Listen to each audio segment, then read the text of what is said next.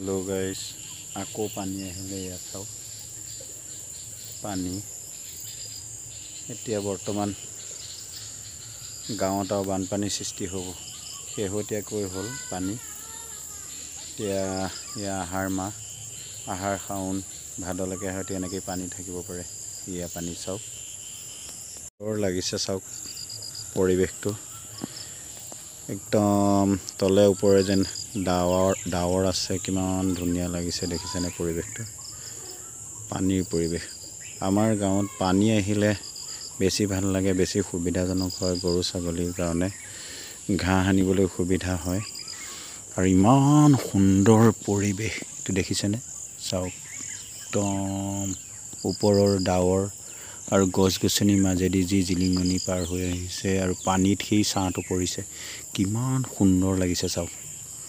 এই পৰিৱেশটো যিমান দূৰলৈকে দেখিছে কিমান দূৰলৈকে পানী আৰু সুদূৰ সেই দূৰত দেখা হাবিখনৰ কিনাৰতেই সোৱণশিৰি নদীখন বৈ গৈছে আৰু সেই সোৱণশিৰি নদীখন বহাৰ লগে লগে গোটেই মাথাউৰিটো ছিঙি এফালে মুকলি হৈ আছে পানীটো সোমাই আহে সুন্দৰ পৰিৱেশ দেখিছে এয়া